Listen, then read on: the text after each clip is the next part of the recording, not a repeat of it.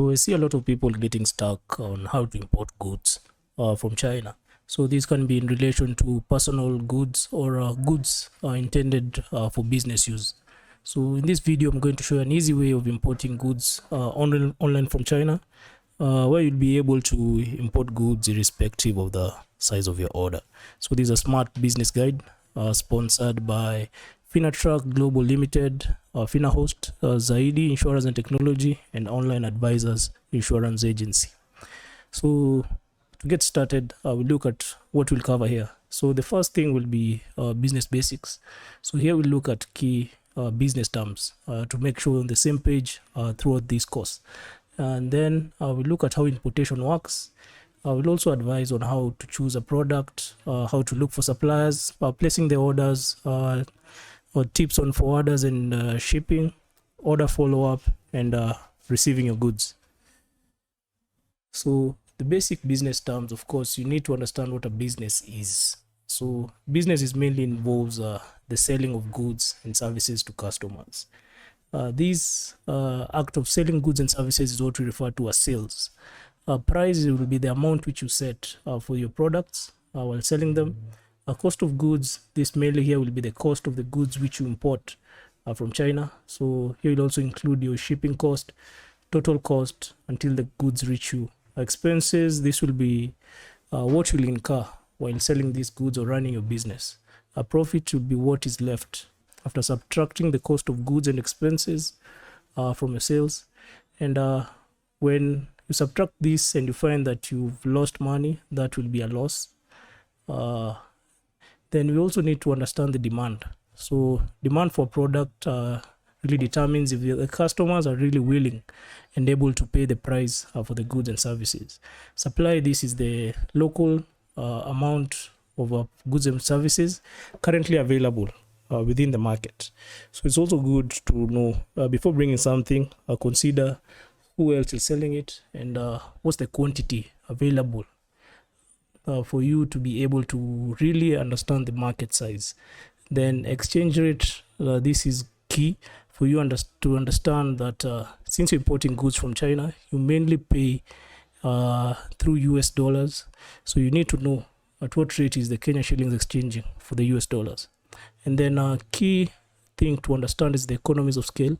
So for economies of scale, you need to understand if you're purchasing more products, you can enjoy more discounts, and also your cost of shipping when you divide by the number of products can be actually cheaper than someone who's just importing one thing. Then cash flow is also something very important for you to understand, not just profit and loss, but understand how money is coming in and getting out of your business. So of course you need to focus on it coming in more than the outgoings.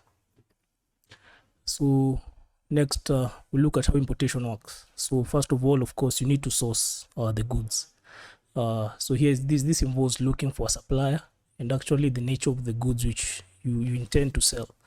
Then once you've gotten the goods and you've received a quotation, you can be able to pay for the goods or services. So here you'll mainly rely on a banking service or an online payment method. Then you need to arrange for shipping. Shipping is now where the products will be transferred from the country where you purchase them from to your country, which will be Kenya in this instance. Then once they arrive, you need to understand how you're going to collect your goods after payment of all the necessary taxes and clearance. So choosing a product. Once you go online, you find out there are several products which you can be able to choose from. So of course, it's recommended before importing any goods or services, first look at the local prices and local shops dealing in the similar goods which you intend to, and also understand their customers. Try getting a few customers before even you import. You can get the comparison of the prices locally through the online platforms. We have Gigi, Pigiami, Jumia, Kilimall, and local shops and wholesalers around your area. Then always do a good research on any barriers and or regulations prohibiting the selling of your goods.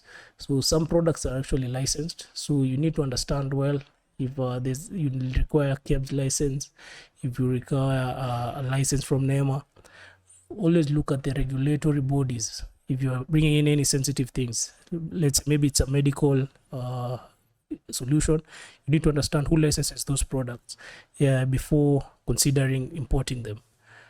Then you also need to consider, since you're importing from China, look for products which are being manufactured in China, because it wouldn't make sense for you trying to import a product which is manufactured, let's say, from South Africa directly, not from China, because that will be incurring unnecessary costs.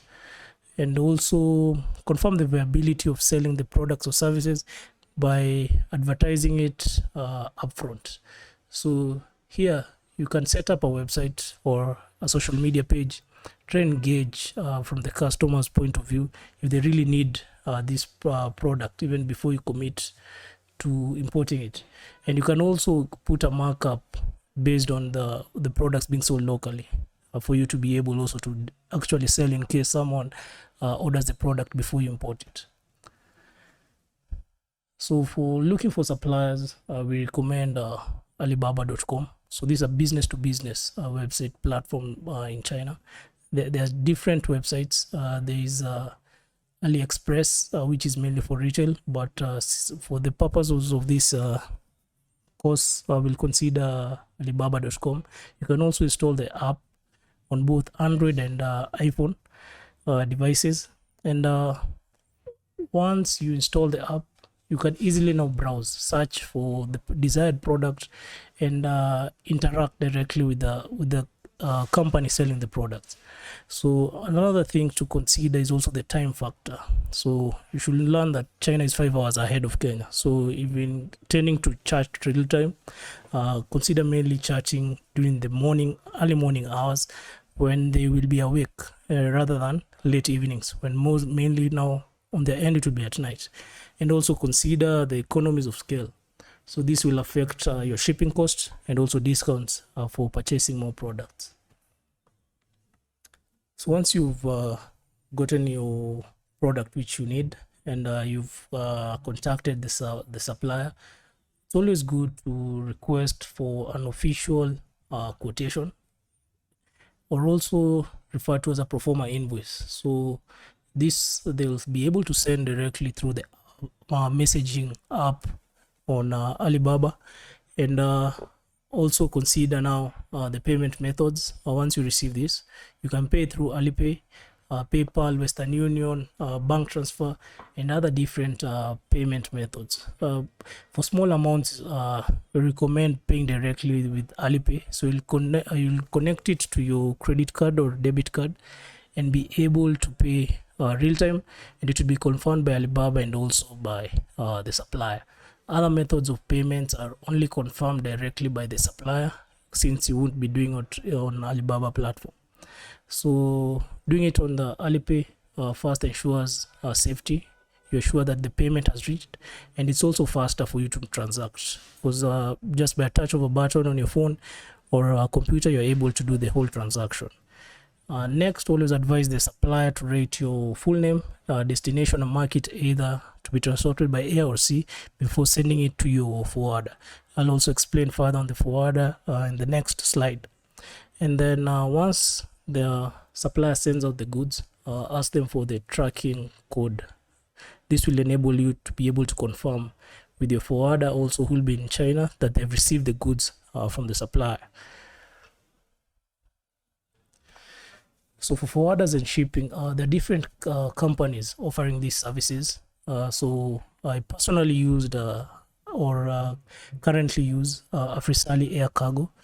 So I came to learn about this through a former classmate of mine. So he's actually one of the directors in this company. So it's something which I've come to use for the past 3 years, I think so, by now.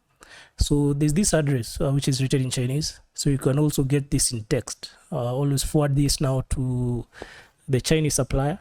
This is the address of the forwarders office, which is in China. So shipping by air takes anytime between 1 to 2 weeks, and by ship or by sea takes around 1 month. Or for shipping by air, we pay based on the kilograms or the weight of the cargo. which is currently being charged at around 15 US dollars, which is roughly 1700 Kenya shillings per kg. So these can factor from time to time. It's always good to confirm beforehand. And for shipping through sea, it's charged by volume, which is referred to as CBM. So it's always good to confirm this before importing. This can also guide you in choosing the most economical way for bringing your products. So heavier products or heavier goods, always consider ship, which is by sea. For lighter goods or goods with high demand, which are fast moving, you can bring them by air, save on the cost of shipping, and also faster delivery. So once the goods reach, the forwarder sends you an SMS that the goods have arrived. So you go to their go down, or you can call them and make the payment and ask for a delivery person to bring the goods to you. But now you have to pay an extra charge directly to the person delivering the goods to you. But also always recommend, if you're around, simply just walk into the offices. The office is located at Eastleigh, what they call Yare Business Park. So you just go in there with your mobile number, give it to them, confirm the payment, make the payment and collect your goods, and you're good to go. So once you collected the goods, it's always good to verify that they're in good condition. And in the event that your order has taken some time to reach, always remember to take the due steps.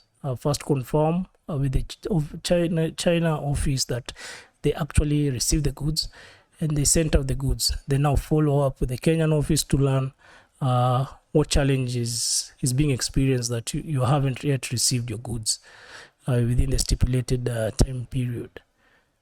So it's also a good thing to note that with the checks and balances, it's a really secure system for you to bring in your goods.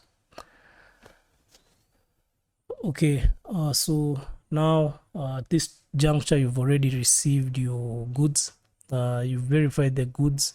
You can now follow up with the supplier in case of any queries and start marketing your goods. You can display your goods in shops if you have a shop, or if you've rented a shelf maybe in Nairobi CBD. Always consider doing that. Also start running the business as a business. So get your books in order, consider all expenses related to the business, and this will also advise you in the good price for you to be able to set and market your products and sell them. Then another important thing to note is the cash flow. So let's say you've imported goods worth 20,000. Always remember, it's not just the profit for each goods which you've sold, but you also need to cover the 20,000 first, recover that, and then anything over and above that, that's a positive cash flow, and it also makes your business more sustainable in the future. So here we have a few recommendations with help with marketing. You can contact FinaHost Online Solutions. We leave their website in the descriptions below. For renting a shelf, you can visit sublet.co.ke. For security solutions for your business, you can always contact Zaid Insurance and Technology. For business insurance solutions, contact Online Advisors Insurance Agency. And in case you need vehicle asset finance and tracking, there's finatrack.co.ke. And to learn more skills like this, go to our website www.learnweb.co.ke.